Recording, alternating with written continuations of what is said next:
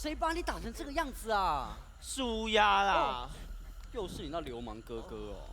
哎，他为什么那么狠心的打你呀？又踢他2脚啊！哎，看不出咱们家的老鼠也敢造反啦啊！我早就让你搬出来跟我们一起住了哦！你再跟你那个哥哥赖在宝斗里那妓女窝，我告诉你，他总有一天会把你打成肉酱一样啊！好了啦。哎，逃命都来不及了，扛这百宝箱干嘛啊？什么东西那么宝贝啊？这是什么啊？借我看一下啦，看一下什么东西啦？哎呦，这特辉美就乌鸦那妓女姘头啦！她撬开了百宝箱想偷拿我东西耶，我上去就甩她2巴掌啊！结果乌鸦竟然狠狠揍了我一顿，还要把我的百宝箱扔到窗外去哎！我当然就跟他拼啦！你们谁敢抢我百宝箱，我就跟你们拼命啦！哇，碎，高啊！哎，咱们家的老鼠硬起来嘞啊！借我看一下，小心一点啊紧张兮兮，哦，多的嘞！派克51耶，是高级货哦。哎，我们等一下拿去当掉，去美而莲吃西餐。我才不要嘞！这管笔我要留作纪念用的。哇，宝贝的嘞！来，我看。啊，什么恩客送你的？什么啊？是高雄的那位柯先生，聚宝盆的总经理。他天天带我上馆子去红宝石吃广东点心，完了之后还买一盒沙琪玛让我带回家。哎，沙琪玛你们听过吗？沙琪玛？哇，这土包子连沙琪玛都没吃过。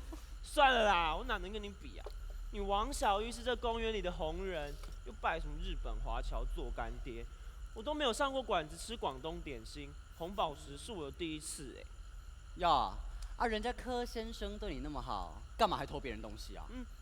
我这不像偷，我是要留作纪念用的，而且柯先生他这么有钱，他不会计较的啦。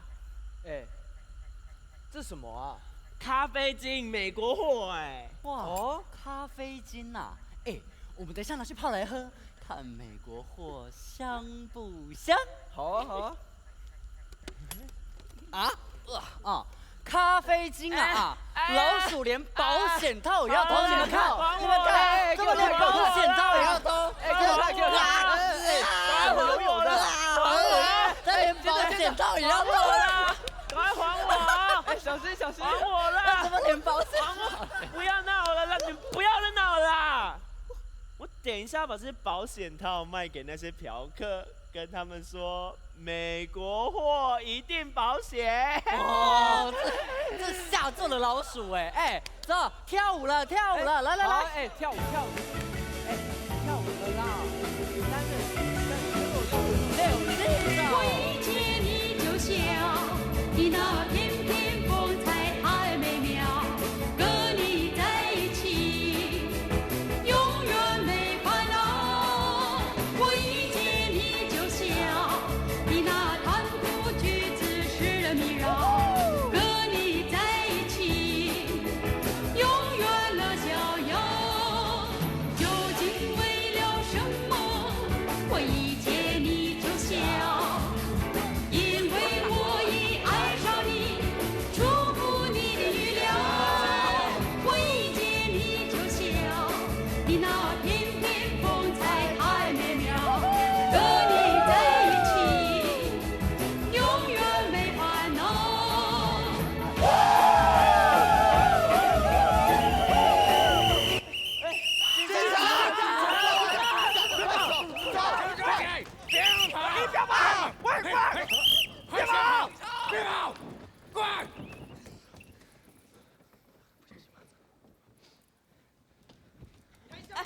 好了，哎呀，站住！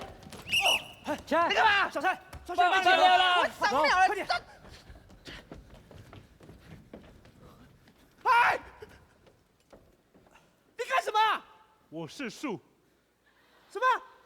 你找死是不是？别跑，过来！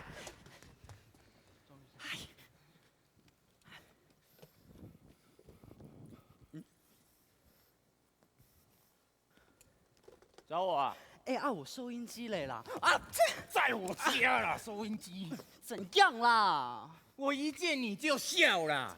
怎样？走，跟上，过去排队排好，继续排好。再跑啊。学长，你乖。这家伙偷的赃物。哦，是赃物，没错。好，走快点，人赃俱获啊。跟上，跟上。跟上，跟上。干什么？还慢慢散步啊？快点，快点。这么多、啊。是你的东西啊？对啊。干什么啊？哎，对嘞，快点，赃物哎，讲的那么顺口啊后面？的，走快点。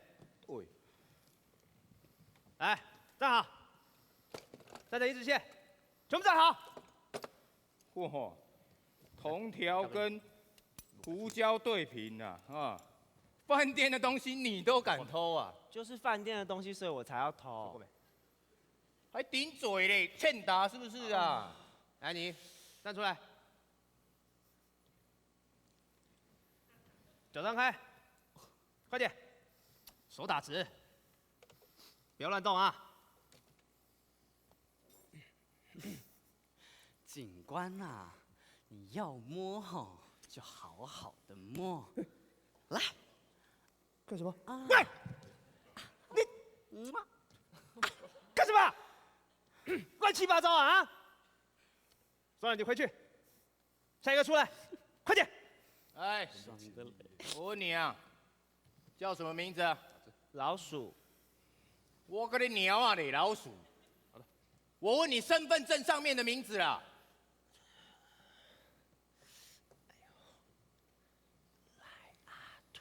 较大声的啦，是要讲我高兄听的哦。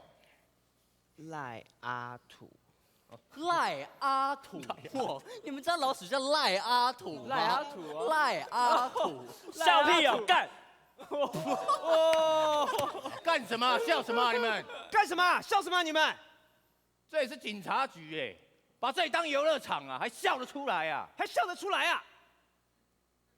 全部都有，交互蹲跳，开始。交互蹲跳，开始！拽什么？先来一个还讲话，嗯，可以吧，小东？没问题，学长。了不起，扣个鱼食游荡的罪名而已。哎，说不定赶花园去得成呢，不知道哪一个好。你说高雄那个还是桃园那个啊？当然是高雄那个，桃园那个要带脚镣，你去。真的哦。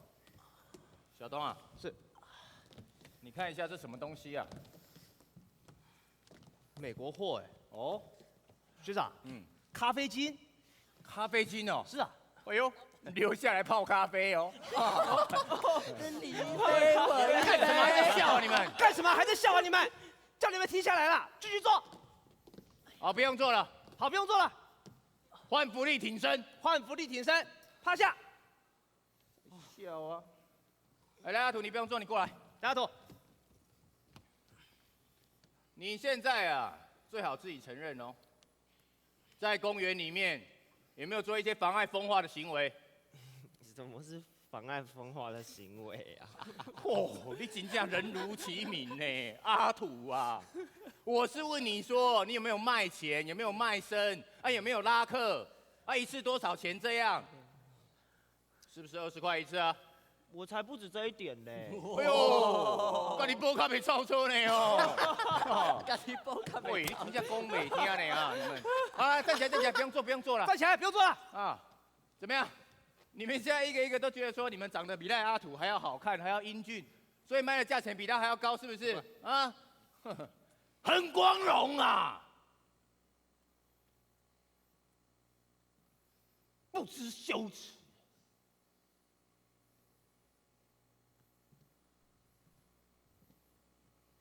你长这个样子，是0号吧？啊，他才0号吧？喂，你在抛媚眼，我眼睛把你抓出来，我跟你讲，不知羞耻！你们这群小王八蛋啊！3更半夜在公园里面给我鬼混，啊，做一些无耻、肮脏、龌龊的事情。父兄师长养育了你们一场，知道了以后难不难过，痛不痛心啊？叫你们的父母以后怎么做人啊？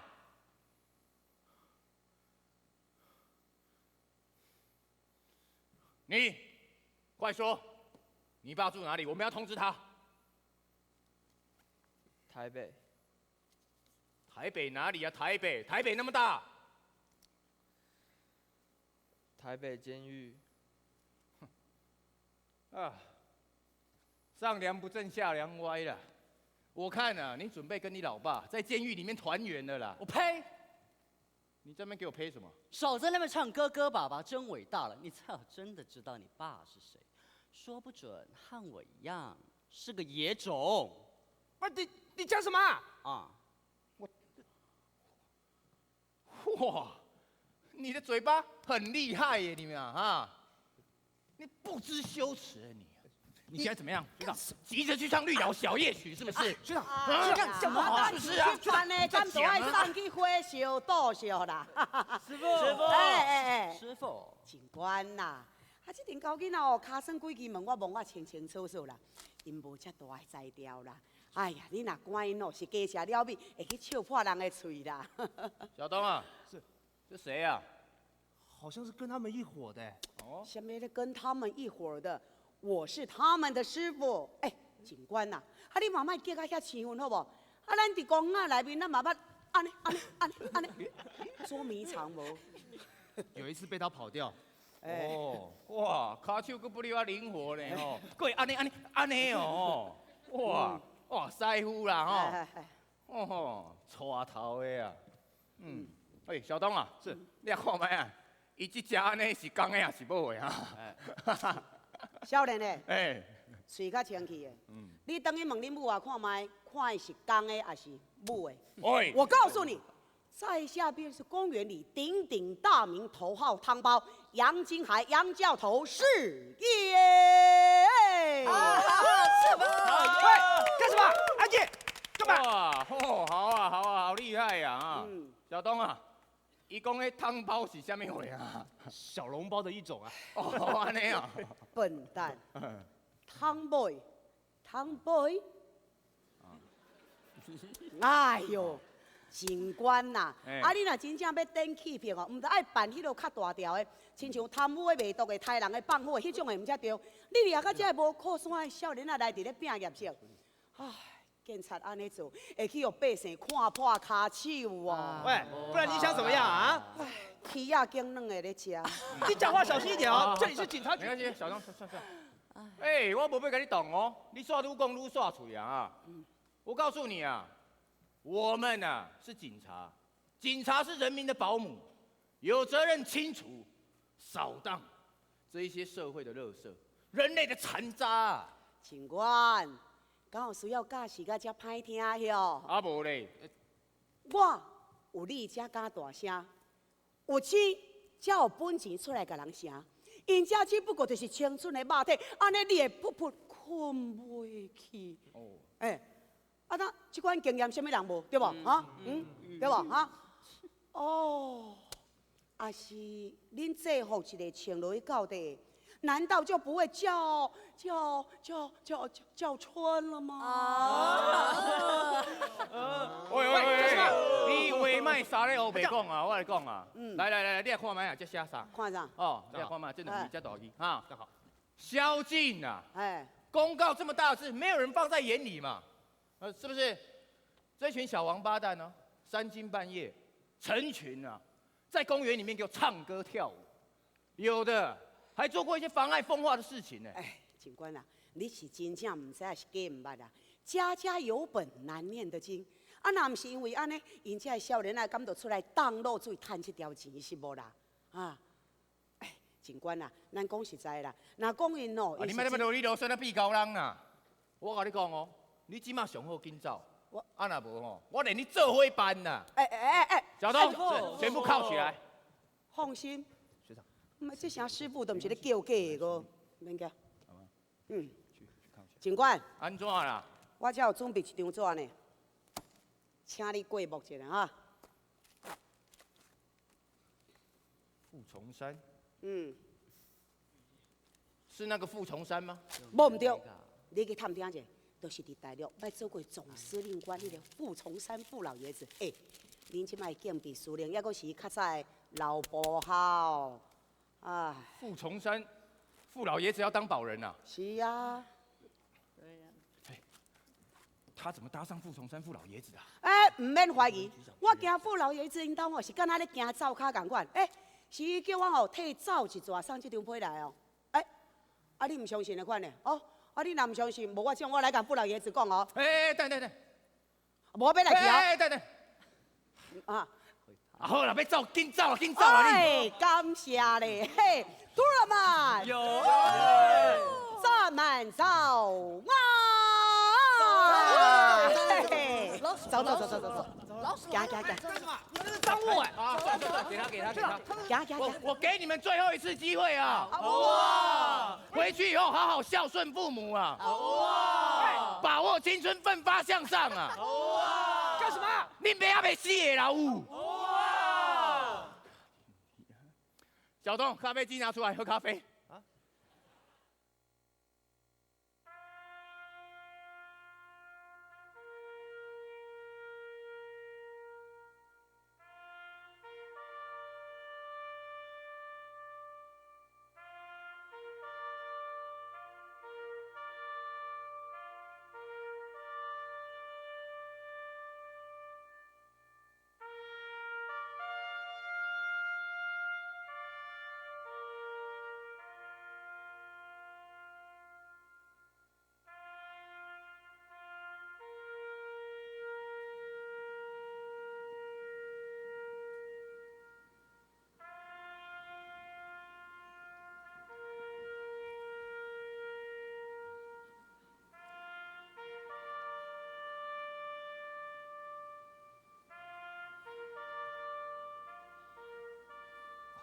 老爷子，师傅他们来了。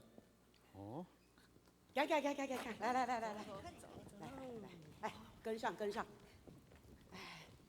哎，老爷子，哎，杨金海是，不吭不声的，怎么把孩子都带来了？哎，老爷子啊，这可是孩子们的意思啊。他们一听说今天是您70大寿，就吵着要来拜寿谢恩呐。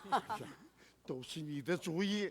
哎，现在不行啦，好多年没过生日了。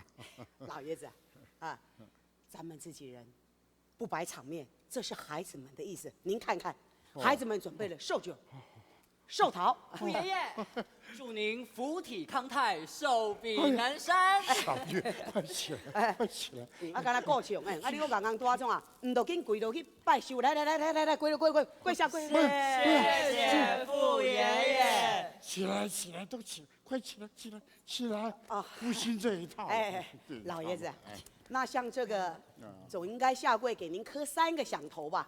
要不是您出的那笔医药费，他这小命哪保得住啊？你就是无名。傅爷爷，喂，起来，不行，快起来，无名，快起来！哎呀，你这个傻孩子啊，年纪轻，这种事也能做吗？我看看。哦，伤口结疤了哈。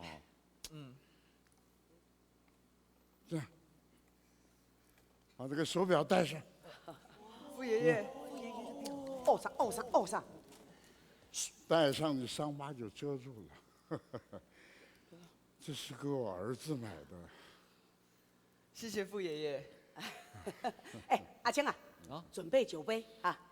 可是医生说老爷子不能喝酒哎。不，去拿。今天我要给孩子们尽兴的喝一杯，去拿。好，知道。老爷子，您坐。杨金海，是。我听说新公园也宵禁了。是啊，老婆被封掉了，孩子们成了人人喊打的邋遢猫，这不才闹进警察局，惊动您老人家吗？你说这个事，我要恕了你。跟你讲过多少次啊？你带着孩子们鬼混不是办法。是。给他们找点正经事做做。是。老爷子，您说的郑重，这事儿我早就记在心里了。今天带他们一起来，正是要跟你们报备一桩正经事儿呢。什么事？老爷子，您也知道的，我老早就想开家酒吧了，让这些没地方落脚的鸟儿们在我的酒吧里当服务生，总强过他们在街头流浪吧。是啊，这才是长久之计。嘿，托您老的福，现在我本钱存足，地方寻妥了，就在南京东路125巷。叫什么？正要跟老爷子讨个利是，请赐个名字嘞。是吗？是啊。哦，我从前住南京大悲巷，那巷子口就有一家酒店，是，叫安乐乡。安乐乡，安乐乡，好名字，好彩头。哎，来，老爷子，您小酌一杯。我就以这杯寿酒，敬我的大恩人，敬您万寿无疆，我先干为敬了。师傅啦！哎，都安尼学啥哈？恁这小亡命的，我刚刚在遮创啊哈，恁拢唔知感恩呢。若唔是父老爷子吼，甲恁保护，恁早动送去火烧岛啊，恁知无？恁都爱。好了，这个时候不要讲这些了。孩子们，这份心，我心领了。来，祝父爷爷万寿无疆，好酒量。哎呦，杨金海，我从前带兵时，我喜欢喝2盅啊。是。山西的汾酒，又香又烈，我一喝就是一大碗。阿香啊，哎，现在老爷子不大能喝了。哎，你们喝，让他们喝。让他们闹酒，高兴喝啊！是，我休息一下。您先喝。谢谢傅爷爷。好。哎，阿青啊，过好哦。哦，好。好，谢你，慢慢来讲。小心。小心。哎，老师来了啊！行了，快点倒酒了。来，单几个啊！你是会晓画袂来？小玉来，我跟你画来，单呐，出啦，3上6连啦，7巧哎，放着你啉，好来，过来，2个相好，3上6连，哎呦，你啉，来。老爷子，老爷子，我替您泡了杯热茶。好，小心烫。老爷子，公园里的人都说老爷子是活菩萨，凡是我们有难啊，老爷子总是会出手相助的。对你们这些孩子，我背后有个故事，我跟别人都没说过。什么故事啊？那是10年前一个冬天的晚上，是除夕的前一天晚上，我突然心绞痛，我就到台大医院去急诊。那天晚上有寒流，又下着小雨。我从医院里回来，经过新公园的时候，我突然听那个哭声。那个哭声好像是从莲花池那个亭子里发出来的。哎，我就要过去看一看。就在那亭子的石头凳子上，坐着一个孤零零的少年，哭得好惨。我觉得他哭得很怪，我就过去问他，我说：“你为什么哭啊？”他说：“我心口胀得痛，我哭不舒服。”那天那么冷，他只穿了一件单单的衬衫。他说话的时候，那口齿都打着颤。他说：“我没有家，我没有去处了。”我心里不忍啊，我就把他带回家去了。这个孩子长得真怪了，我从来没有见过像这么薄命啊，而且脸上有种凶杀的面相。后来，他把他离奇的身世都告诉了我。他就是阿凤，就是你们新公园里那个野凤凰。是阿凤啊。我把他带回家，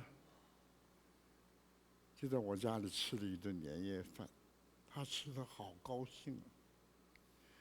他把红烧蹄膀都吃了一大半，他还笑着跟我说：“傅爷爷，我们在孤儿院，我们只过圣诞节，从来没有吃过年夜饭呢。”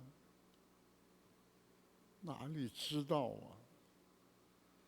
这就是阿凤在人世间最后的一餐饭。他吃完了饭，他急着要到公园里去。他说那边有个人在找他。他还笑着说：“趁着过年，我跟那个人把那个账要聊一聊。”我第二天看了报，我才知道，原来他跟王奎龙啊有一段纠缠不清的孽缘。那个王奎龙，我也是从小看他长大的。老爷子，你也认识龙子啊？是啊，他是我的上司王尚德将军的儿子啊。说也奇怪了。我跟阿凤，只是短短在我家里一个晚上啊。可是他的横死，在我心里起了很大的震动。因为他苦命，再加上悲惨的下场，所以我一阵怜爱之情就油然而生了。所以我就发了宏愿。我要伸出手来援助你们这一群在新公园里载浮载沉的孩子们。其实啊，我唯一的独生子不幸身亡以后，我对事情万念俱灰了。什么人间的苦啊乐啊，我都无动于衷了。就是因为阿凤嘛，才让我这颗心又开始死灰不燃，又有了生机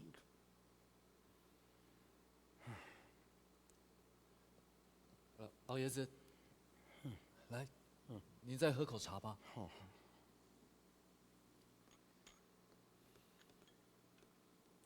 老爷子，当年傅卫他出了什么事啊？傅卫，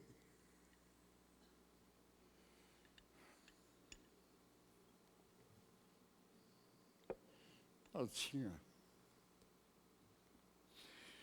这是一个父亲心碎的故事。我唯一的独生子傅卫，他要是活在今天，35岁了，他相貌堂堂，一表人才，陆军官校第1名毕业的，他是年轻有为的青年军官。他的长官嘉奖他，他的部下敬爱他。我有子如此，也引以为傲了。我常常安慰自己，20年来我对他的栽培也没有白费。这孩子很早没有了母亲，对于这个聪明伶俐的小孩，我难免就宠爱了一些。有一年，我到青海去阅兵，我就带着他去。青海是产马的，有人送了一匹全身雪白的千里驹，这孩子一看到马，高兴的翻身跳到马背上去，就飞奔起来了。他身后的披肩飘起来，像一面大旗一样。那年他才16岁呀。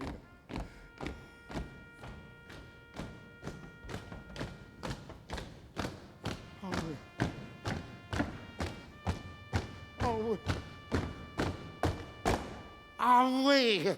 老爷子，老爷子，没有想到，11年前的今天，我59岁的生日那天，阿伟他举枪自杀了。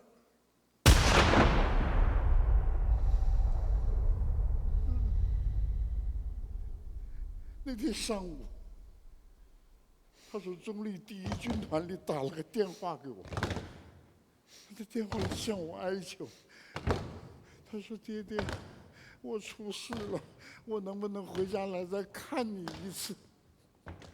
我冷冰冰的跟他说：“不要回来，留在军队里，听候军法审判。”我当时，我厌恶，我鄙视，我啪的一声挂了电话。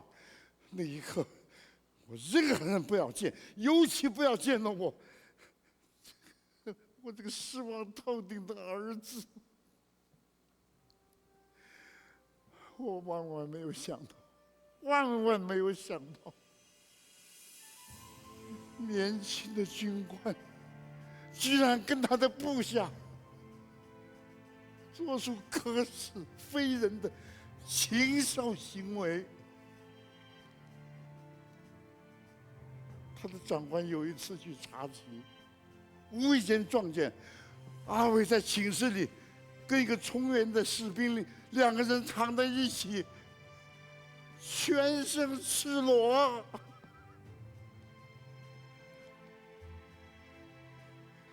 我接到通知以后，我几乎昏死过去。我写了一封长信，我用最严厉的词去谴责了他。哪里想到，这封信就是一个父亲对自己的儿子恩断义绝的催命符。那天晚上，他排里的士兵发现了阿伟倒闭在他寝室里，手里拿着一把枪，枪弹从太阳穴射出去，他那张脸呐，炸开了花。那就是我唯一的儿子阿伟。老爷子，老爷子，不，老爷子，我扶您进去休息吧。不呀！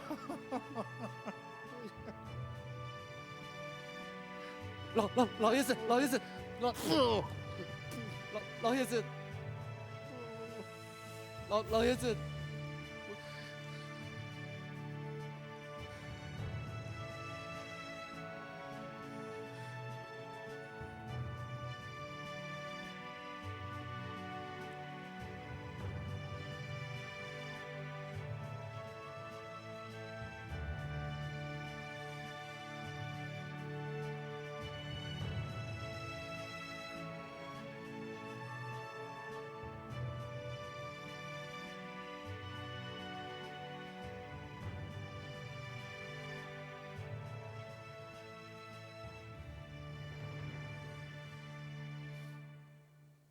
这天夜里，我听见老爷子在他的房间里走过来，走过去，他的脚步声是这么的沉重，一声声跺在地板上，咚，咚，咚。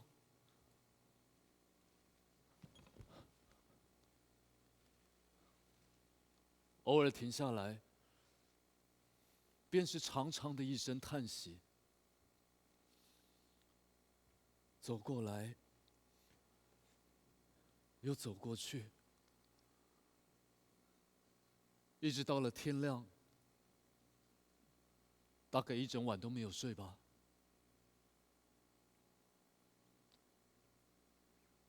照片里，那个英挺的军官，一双炯炯有神的眼睛，透着无比的自负与骄傲。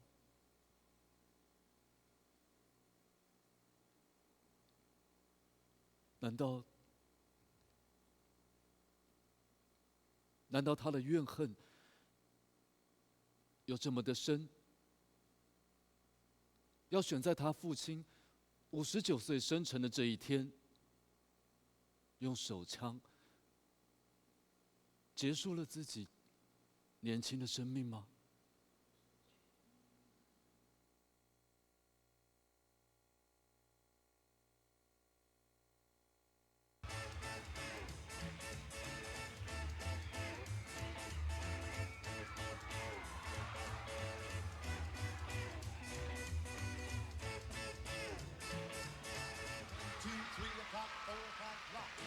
你好，欢迎光临，两位吗？来这边请。来这边，右上，在右上来喽！右上来啊！哇，大面气大董事长，哇，右上。容易哦，容易哦。但你规严肃惊你唔来呢？你尤其莫安乐乡开无，透风落雨，我艰苦我爱拼来啊。感谢感谢。讲实在啊，今仔日吼，本来咧国宾12条，我还有一摊呢。为着要来甲你学演哦，哇，我咧食到一盘鸡巴肚定才收起来。互你甲伊讲，看你面子偌大条。哇，感谢，我面子有影真大，感谢你。来，右上，请。这边啊。对家，请，对家。哦，你来，我请我。我嘛是啊。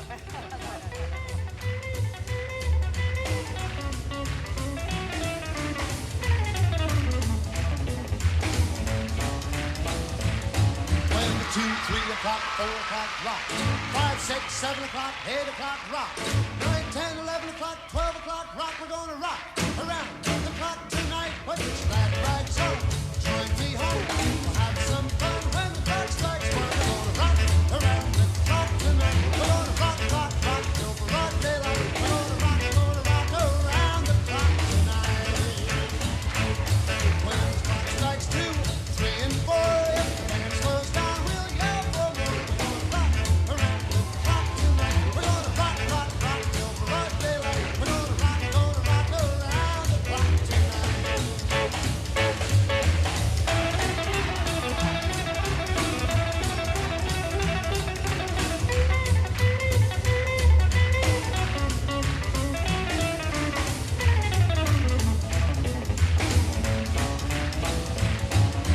Chimes ring 5, 6, and 7. We'll be right in 7th heaven. We're gonna rock around the clock tonight. We're gonna rock, rock, rock till broad daylight. We're gonna rock around the clock tonight. Oh, and it's 8, 9, 10, 11, 2. How we going strong and so are you. We're gonna rock around the clock tonight. We're gonna rock, rock, rock till broad daylight. We're gonna rock around the clock tonight.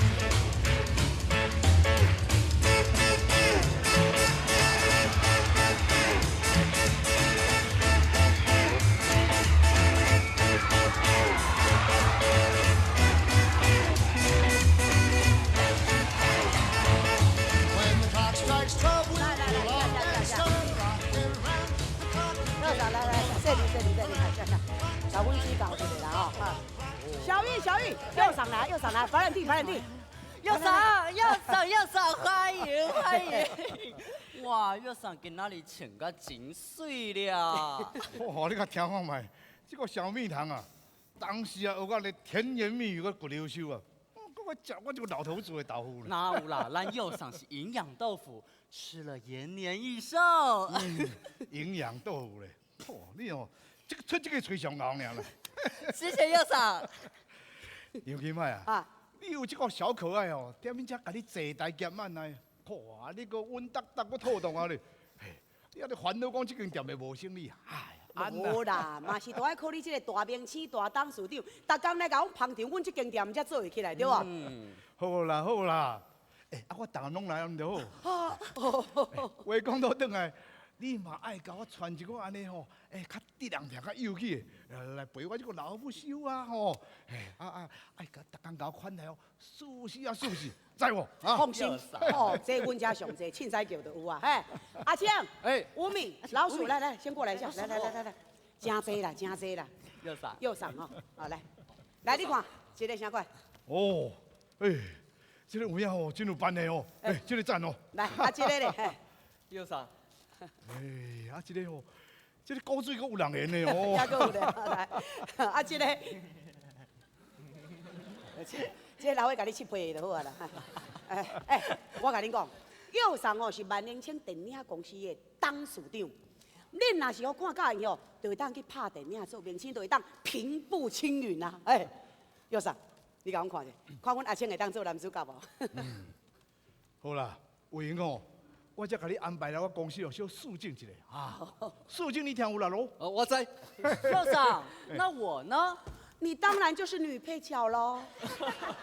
师傅又偏心了，右上。哎呀，对，讲呀，来，直接开讲啦，直接开讲，来，右上请。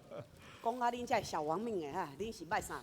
咱个右上哦，当年是红遍半边天的台语片的小生呢，像这个吼小盐手啦、张雪芬啦，还有这个碧蓉啦、碧兰啦，拢嘛捌甲伊做伙搬戏过。杨金麦啊，你古镜头又举起来，你较讲到过去，当几十年前的代志啊，你。哎呦，阳光，你们知道阳光是谁吗？阳光。哎呦，都是右上的艺名啦！阳光，迄当阵阳光所主演的《酒女王》这片哦，伫美都的大戏上片快1个月还下不了片呐。去当阵哦，迄个5月花东风国吴美玲所有红白的酒家女，大家拢笑想要包起阳光。阳光是唐僧肉，因迄红白酒家女，大家看到。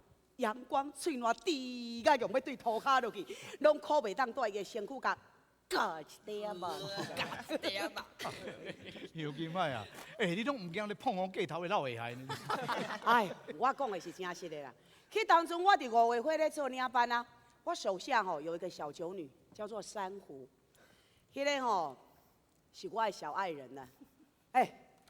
有一天伊安怎甲我讲呢？伊讲只要阳光来，当甲伊困一暗准做叫伊倒探嘛无要紧。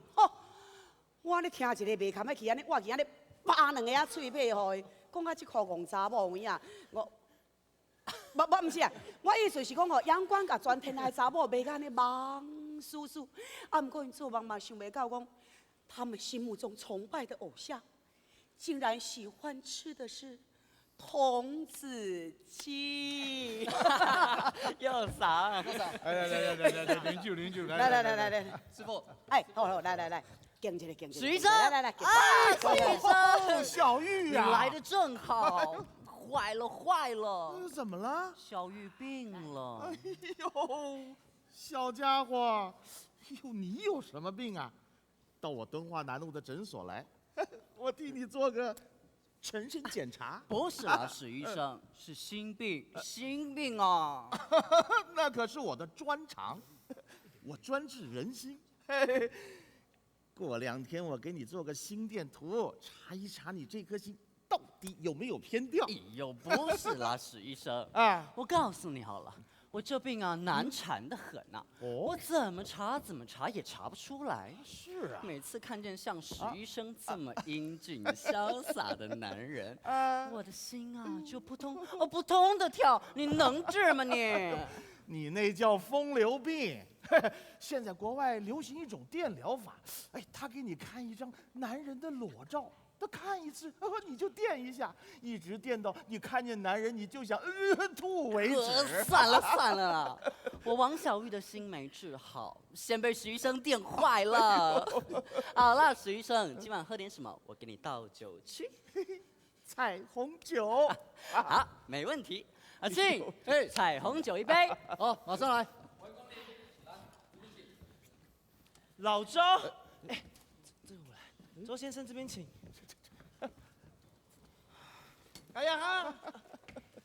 莲花池头风雨骤，安乐乡中日月长。你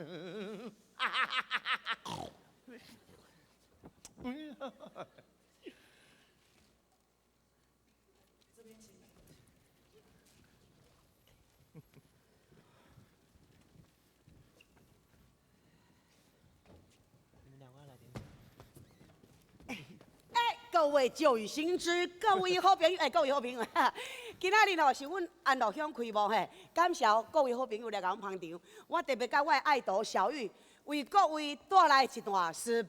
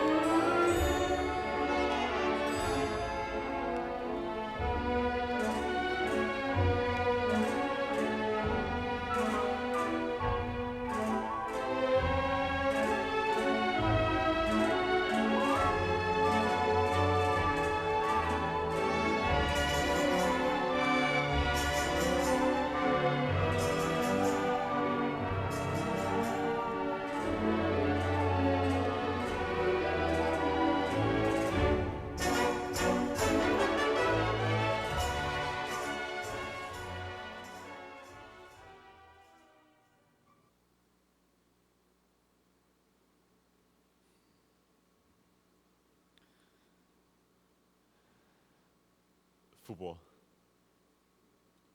我一回来就想来见您的。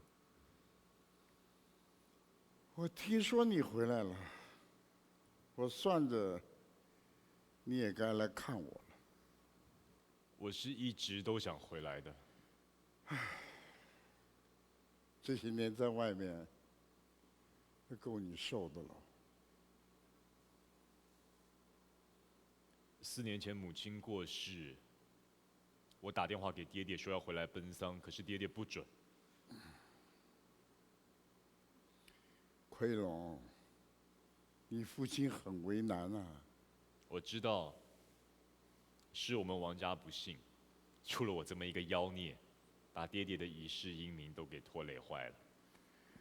你是知道的，你父亲是受过国家功勋的。 社会地位又高，当然有很多顾忌。你要替他想想。傅伯，我一个人在纽约隐姓埋名流浪10年，就只是因为爹爹的一句话。10年前我离开家的时候，爹爹对我说：“你这一去，我再试一天，你不许回来。” 那句话说得很决绝，我是他一生的奇耻大辱。我们家在纽约还有不少亲戚，可是我从来也不去找他们，也不让他们知道，就是不想再给爹爹添任何麻烦。可是爹爹到临终前都不愿意见我最后一面，还不让我参加葬礼。叔叔告诉我，这都是爹爹交代的。他们一直到遗体下了葬才发电报给我。你父亲的葬礼，我是参加了的，那是国葬的仪式啊。那灵柩车前面，三军乐队在开道，去出殡的人在大路上排成了一条长龙啊。你父亲身后的哀荣，够风光的了。那天有关系人到齐了，你们家的亲友又多，你要是出现呐，真的很不方便呢。那当然，叔叔也这么说。爹爹生前我已经使他丢尽了脸，难道在出殡那样的大日子，我还要使他更难堪吗？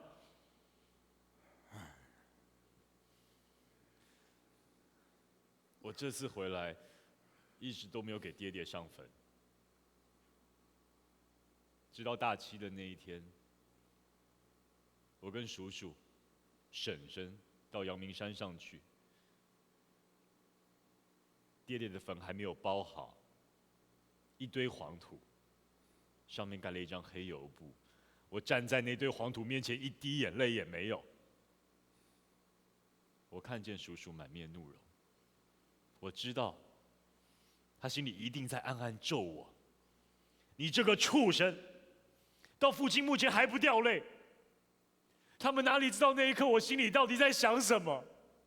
我恨不得冲上前去，揭开那张黑油布，扒开那堆土，跳进坑里，抱着爹爹的遗体痛哭3天3夜，哭出血来，看看能不能洗得净爹爹心中的那一股怨毒。他真的是恨透了我了，连仪容都不愿意让我见最后一面。10年，我等了10年，我只是在等他一道赦令。他的那一句话，像是一道符咒烙在我身上。我背着那一道放逐令，在纽约那些不见天日的摩天大楼底下四处逃窜。10年，我逃了10年。那道符咒在我背后天天在焚烧，只有他才能解除，可是他却一句话都没有留下就入土了。他这是在咒我，他咒我永世不得超生啊！奎龙，你这样说你父亲，太不公平了吧？不是吗？不是吗，傅伯？傅伯。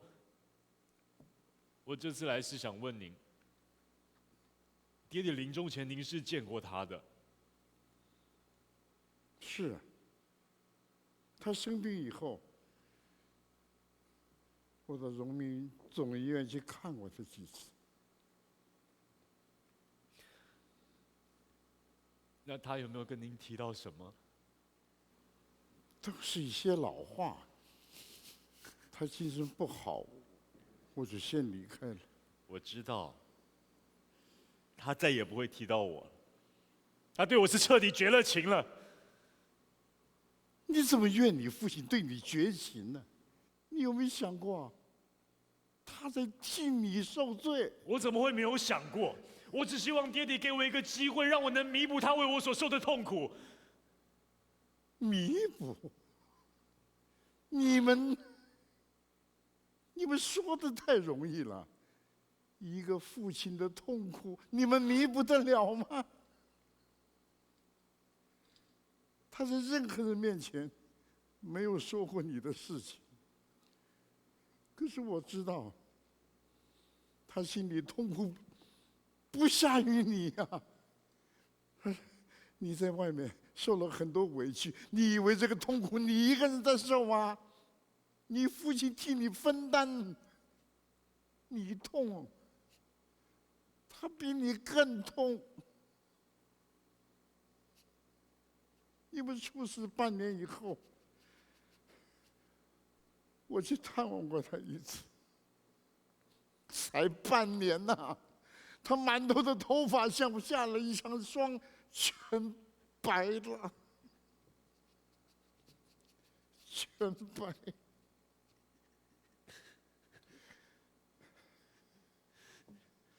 那爹爹为什么连最后一面都不愿意见我呢？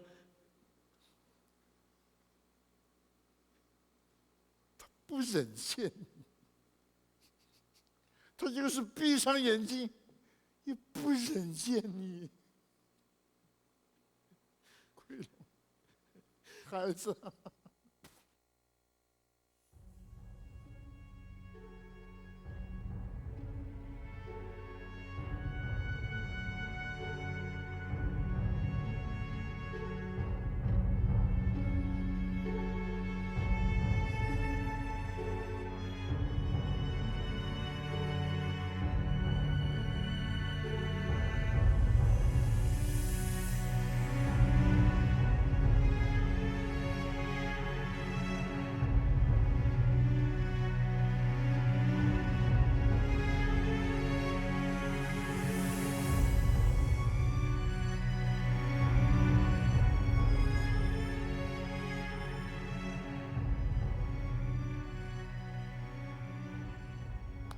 各位旧雨新知，各位年轻朋友，还有我最心爱的徒儿们，今天是咱们安乐乡最悲哀的一个日子。今天是安乐乡的最后一夜，明天起就要关门大吉了。开幕这2个月来，希望大家安尼热情捧场，互阮这个所在会当安尼，逐工客满，生意兴旺。我杨金海的心中，除了感谢，还是感谢。我特别要感谢右上尤当处长，感谢你，也阁有感谢咱的心脏权威史大医师，谢谢。老周，多谢。当然也感谢各位年轻朋友，感谢你们把咱们安乐乡当成自己的家，你们天天晚上来报道。咱们安乐乡别的没有，有的就是人情温暖，让你们这些鸟儿飞倦了，可以躲到咱们这个窝巢里来，避避外面的大风大雨。不过世间就是有这么歹心恶毒的人呢，要破坏咱这个所在。来，我念互恁听哈，咱听我这报纸写啥？您注意听哈。上星期六，笔者误打误撞，竟闯进本市一家南色大本营。话说，本市南京东路125巷一家日本料理的下面，掩藏着一个叫做安乐乡的秘密酒吧，一个别有洞天的妖窟。妖窟？这儿没有3头6臂的吃人妖怪，有的倒是一群玉面朱唇、巧笑倩兮的人妖。因娘的呀！讲咱是人妖啊？谁呀？哈，这也够嘞，小弟。还有，据说来这里分桃吃禁果的兄祖互兄弟共，互兄，杨当署长，又上啊？喊我上搞笑了。互兄独立没？对。医生、律师、医生，别生气，店员、伙计、士兵、学生，真多啦，阮遮较多个啦，3教9流，同病相怜，这因娘的呀，有够苦啊嘿！讲咱这个所在是妖窟，好啊，就准做讲这个所在是盘溪洞，我就是地主。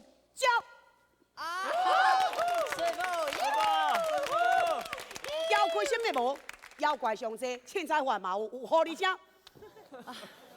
我不就是安乐乡最美丽的九尾狐？水啦！哇，我是金毛鼠白玉堂，哈，哦，五鼠闹东京。老鼠阿信，我们来，快点！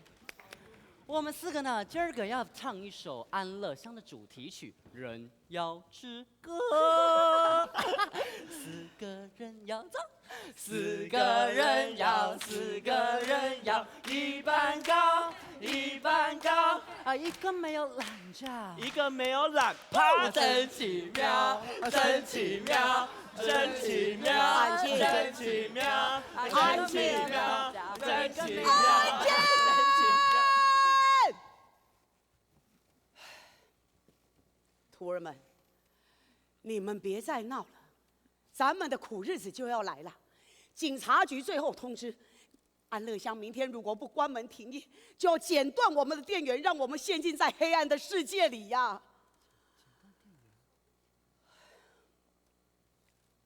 徒儿们，师父好不容易替你们找到一个可以安身立命的地方，可是啊，天有不测风云啊！一夜间，外面的恶势力就把咱们这个温柔乡给全部打垮了。师父，我用尽所有的力量，我还是没有办法可以挽救安乐乡关门的命运。师父，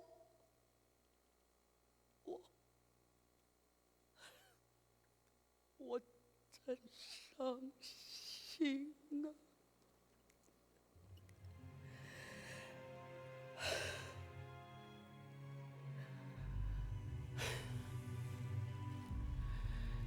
师父再也顾不到你们了。你们这群苦命鸟，从此各飞东西。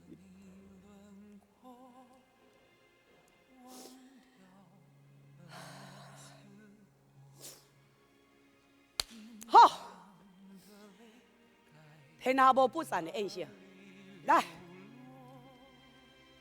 让我们大家尽情来跳这最后一支舞。Last dance, last dance。可曾承诺，用尽口深救护人心的魄？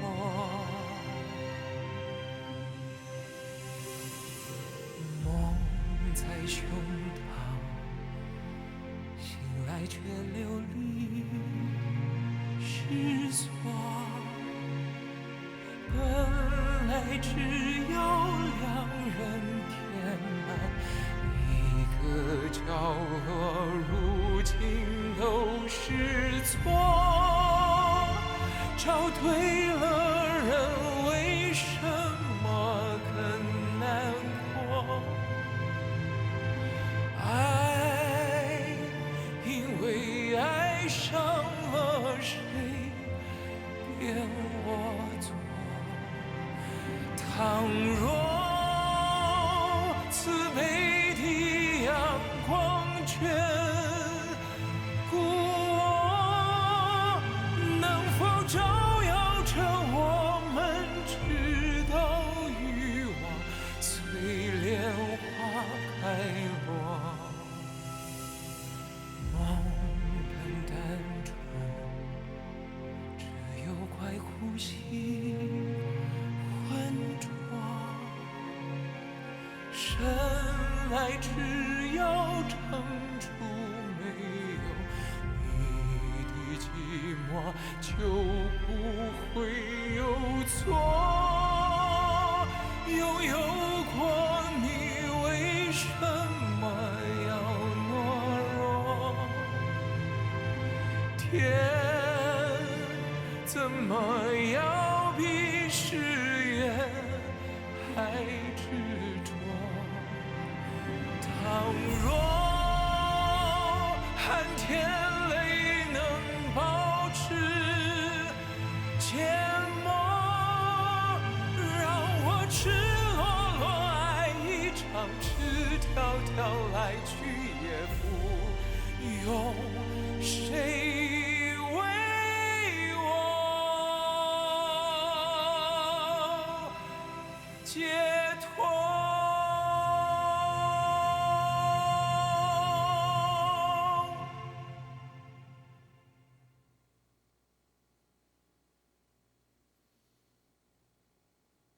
那天晚上，就在龙子来看过傅老爷子的那天晚上，半夜里，老爷子的心脏病突然又发作了。这一次的病逝来得特别的凶猛，一阵又一阵的心绞痛，痛得老爷子昏迷了过去。老爷子在荣民总医院住了1个星期。第7天的清晨7点20分，傅老爷子终于往生归天了。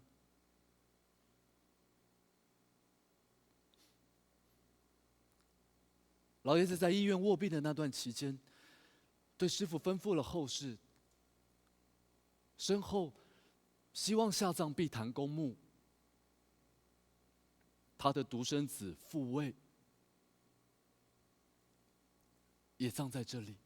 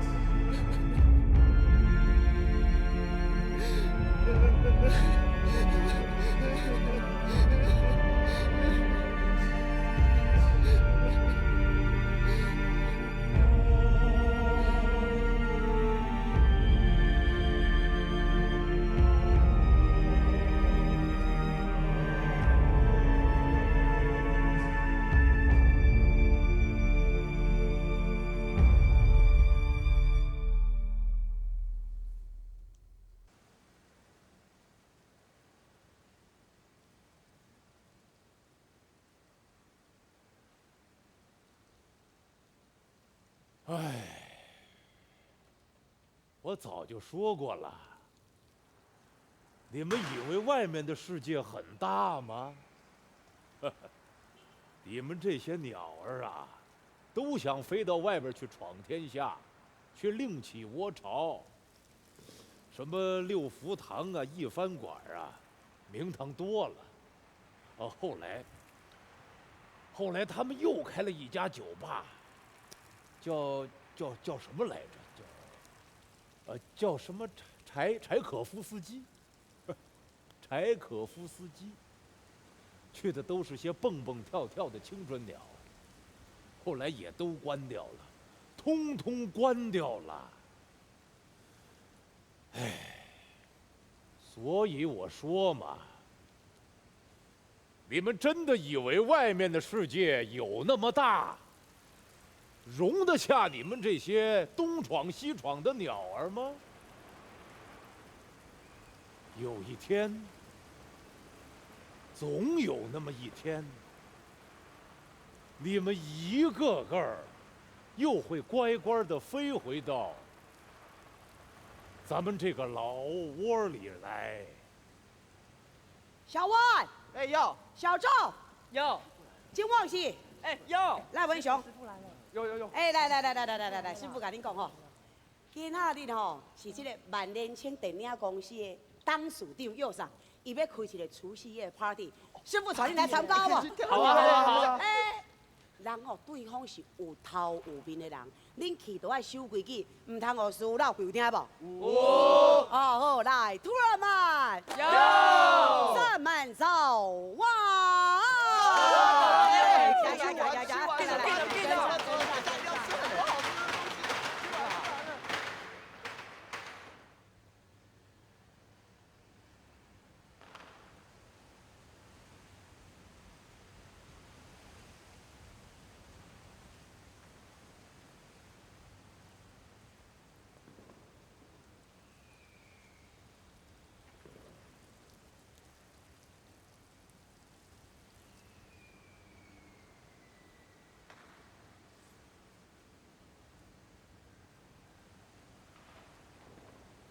安了香关门之后，我们就像师傅所说的，各飞东西了。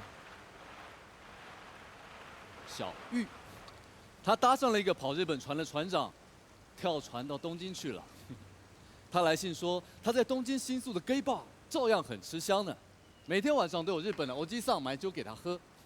他说他一直在寻找他那个资生堂的华侨老爸，找到他会狠狠地咬那个巴加洛一口。问他为何无端端搞出他这个野种来，害他受苦。哼，那个小狐狸精。老鼠被关到桃园少年感化院去了。他在国宾饭店偷了一个日本客人的东西，给逮个正着。上个礼拜我去桃园探望他，他悄悄跟我说：“哎，那个感化院啊，简直是个强盗窝嘛！那些不良少年偷起东西来要比他很多了。他呀，要我把他那一支派克51金笔带走。感化院太不安全了。啊，对了，老鼠在学做烤面包，他说将来出来之后要当面包师傅。无名啊，唉，那个痴情花。又回到张先生那里去了。张先生中风了，半身不遂，没人服侍。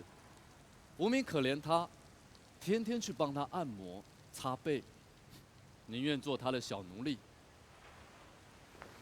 而我自己呢，我现在在中山北路的圆桌酒店上班，做调酒师。圆桌是个高级酒吧，很有情调呢，专门给上班族优惠的地方。他们爱听古典音乐，酒吧天天都放着那首《蓝色多瑙河》。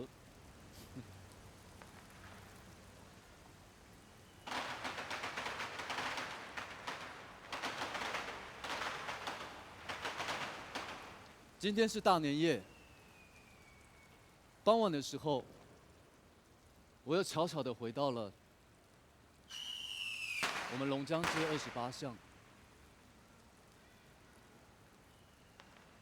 经过秦参谋和肖队长家，我瞥见秦妈妈和肖妈妈正在厨房里准备年菜。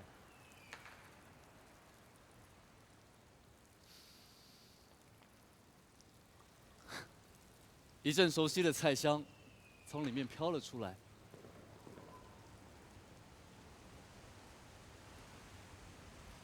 我走到巷子底，站在我们那间破败的家门前，迟疑了半天。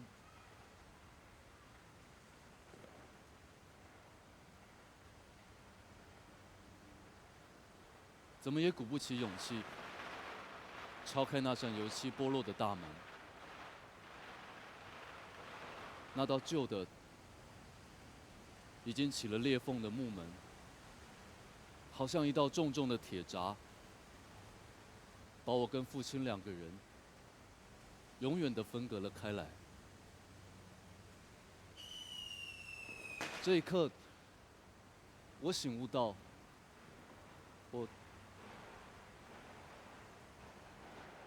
我再也回不去我们那个早已经破碎的七零八落的家了。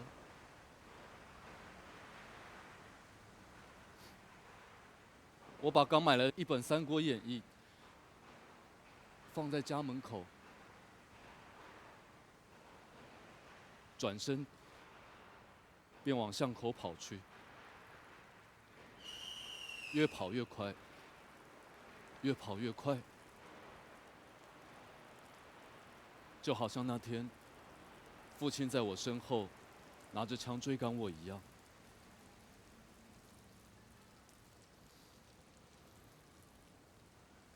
我跑到巷口，回头望去，这一刻，我才真正感受到离家的凄凉。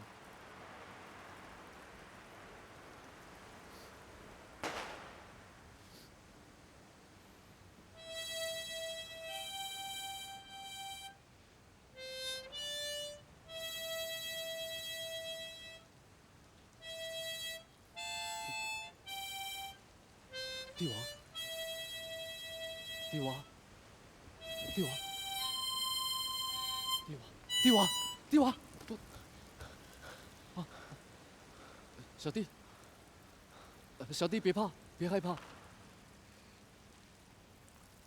小弟，你叫什么名字啊？罗平。罗平。罗平，大年夜。你怎么一个人跑到公园里来了？你住在哪里啊？英哥。英哥，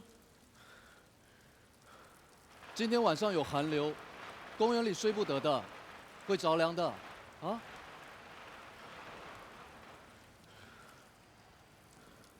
来，来，不要怕。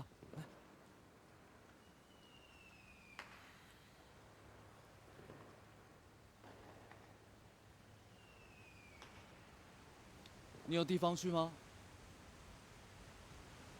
这样啊，那我带你去我那里好不好？我住在大龙洞，我家里啊还有半锅鸡汤哎，你一定饿坏了吧？啊？来，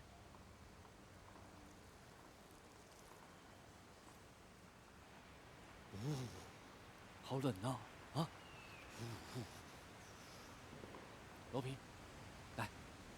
我们一起跑步回去，好不好？好，来走，一二一二一二一二一二一二一二一二一二一二一二。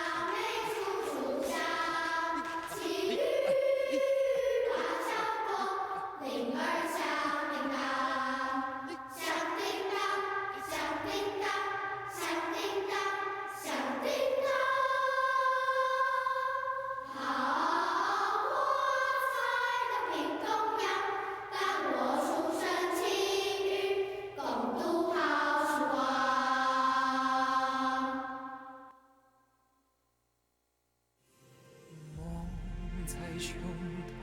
那我觉得《孽子》这本小说，它是以同志的一个族群为书写的主题，可是我又觉得我那时候看的时候才惊觉，其实它是用一个整个世代，它其实是讲一个台湾那个年代的整个世代的这样一个氛围。我觉得它不只是一个同志的小说，它其实是白老师用了几十个人物去架构那个不可复制，然后也不可再重现的一个年代。在剧场的元素，我就希望它是一个比较抽象的。那可是莲花它在象征意义和它有一种救赎，它有一种重生的这种抽象的意涵。所以我们在剧场里头，其实用莲花串接的一个写实的场景，这个也许只能在舞台上有这样一种这样一个方式的呈现。你在电视电影其实是有点太 over 太多了，对。小说是靠文字，小说还是靠文字。那这个像电影跟电视，它因为很多时候是要写实的，它是写实场景，所以呢，它只能是把我小说中的那种场景或者人物或者形状把它刻画出来啊。要讲到把小说的那个文字的美表现出来，我觉得舞台剧在这几个形式里边，最比较跟小说贴近。热的都在冒烟，重重叠叠的绿珊瑚，棕榈树。而且我们这个剧也充分的，我想利用到了这个像镊子的文字的优势，像有几段独白、旁白，那就是小说中的原来的文字，几乎是可以说这个舞台剧是把小说的文学的精神摄住了。容得下你们这些东闯西闯的鸟儿吗？有一天，总有那么一天，你们一个个都会乖乖的飞回到咱们这个老窝里来。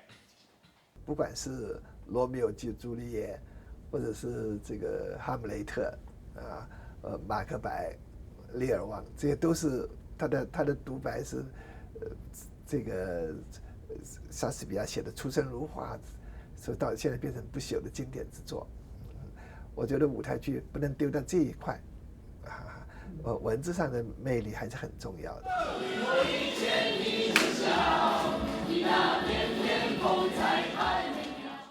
我想舞台剧是很重要的一点是它常常可以表现一个文学作品比较抽象、比较象征的那一层的意义。那么这个也是比较难的。那我们这一次是用舞蹈它是比较用一种抽象的肢体语言了那用舞蹈来表现这次戏，我觉得是其中很大的亮点。那舞蹈里头，它有一种现代舞里头，它可以去表达很多内在的情感，用舞蹈的方式，它可以张扬的、狂放的、奔放的、跳跃的那很像小说里头的阿凤的这种没办法被羁绊的这样一个个性狂野的那我觉得舞蹈的形式，它可以让整个写实情境透过一种舞蹈的形式，让它有一种象征的意涵。所以我觉得我们希望也看到他们对生命的一种热情跟热力，而不是把它锁在一个完全好像一个悲剧式的在那个年代被隔离的这样一个非常的阴暗的这样一个族群。我觉得那个不是真实的。我想其实是都在这样一个戏里头的，只是用不同的方式去呈现它。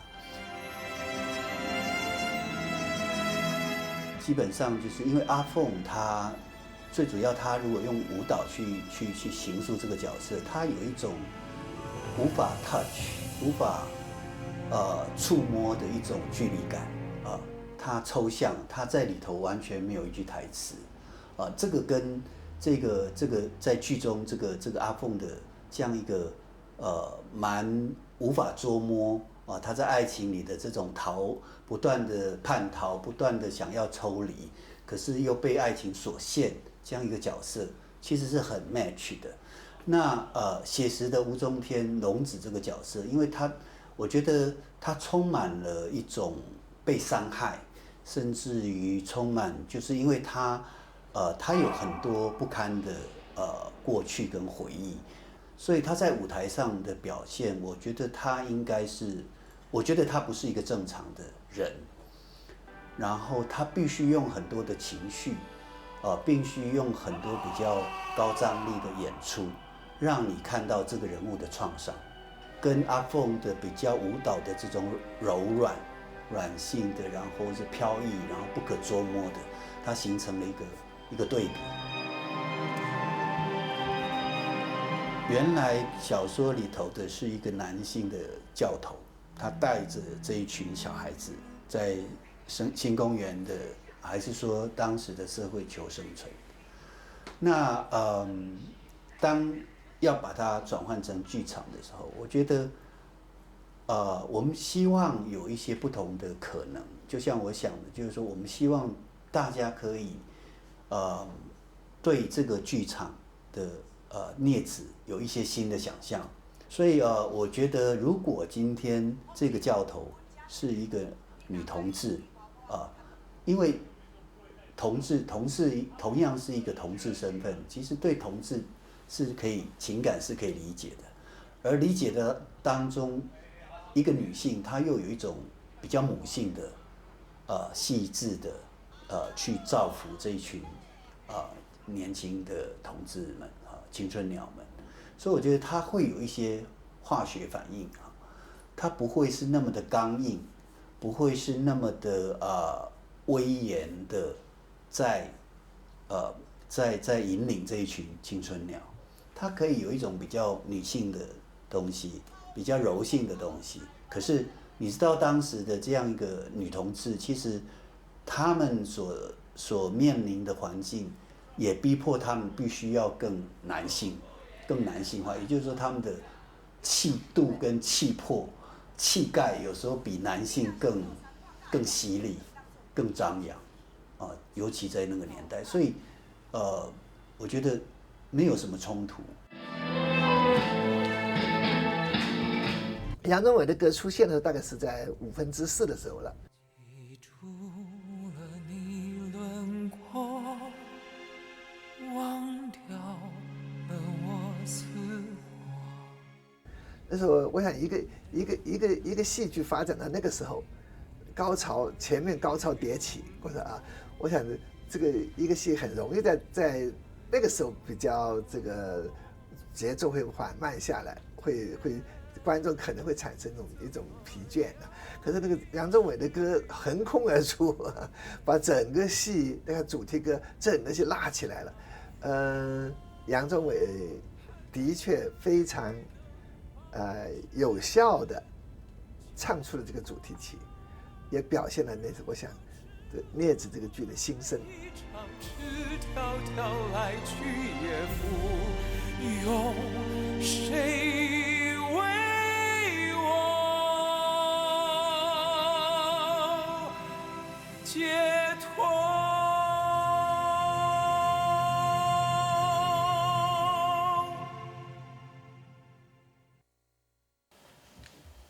这一刻，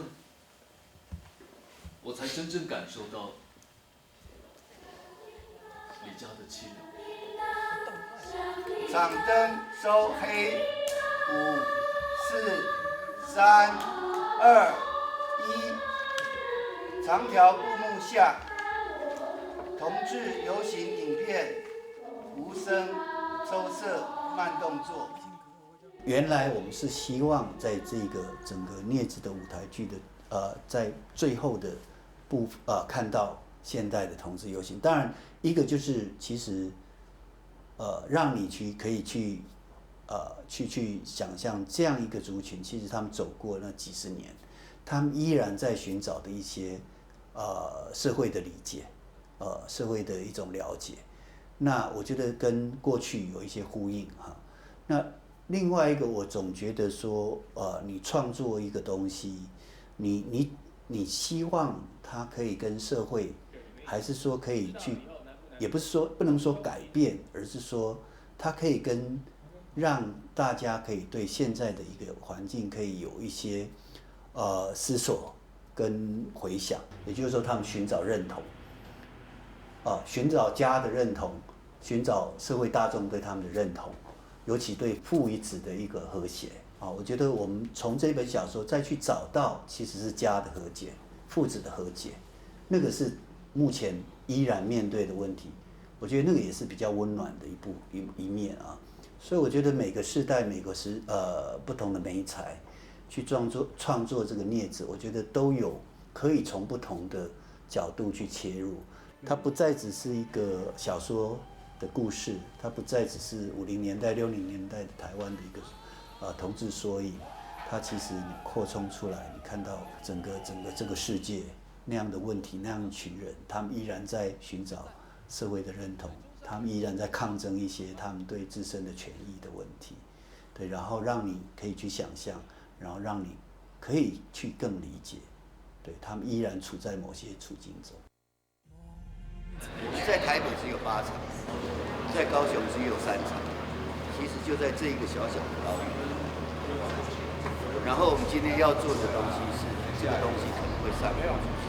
我相信这个东西会散播出去。会的。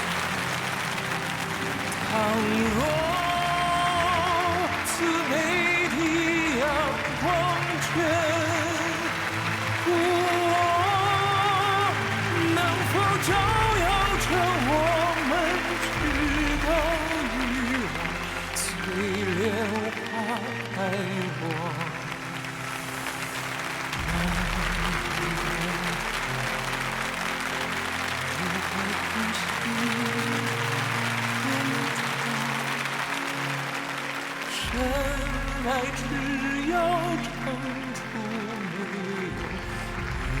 你的寂寞，就不会有错。